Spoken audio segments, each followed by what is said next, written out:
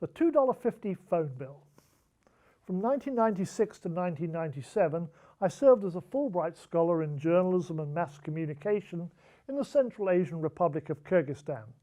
My wife, Stephanie, gamely came along too. Even for those with good language skills, getting things done in Kyrgyzstan in the mid-1990s was a challenge.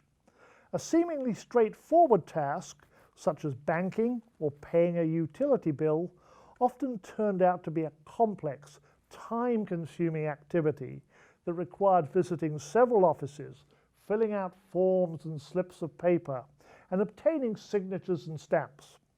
Sometimes it involved waiting around for the only person authorized to conduct the transaction to return from lunch. A case in point was our phone bill. Living in the Central District, our phone number began with the number 26. Stephanie and I were told we were fortunate to have that number.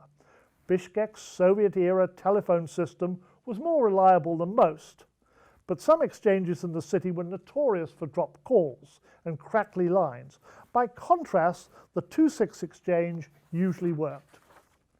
It's all relative because there was always noise on the line, occasionally interrupted by mysterious clicking sounds.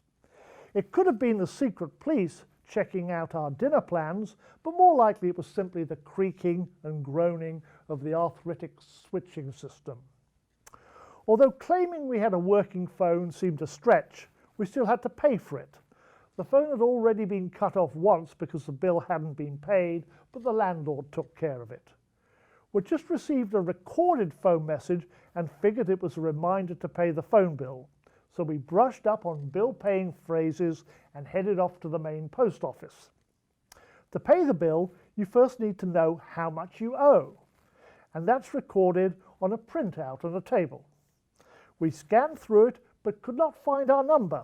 Apparently, another customer had removed that page rather than make a note of the bill. The post office staff said they did not have another printout. They just took money and gave receipts, but had no records. We were directed to the building next door where the records were kept, but the office was closed for lunch. We came back later, went up to the window for our number, station 26, and had the clerk enter the amount. Then we went back to the post office to pay and get a receipt and the obligatory official stamps. We had spent almost 2 hours to pay a 41 som $2.50 bill. And then there were our trips to the bank to see if a wire transfer had arrived. But that's another story.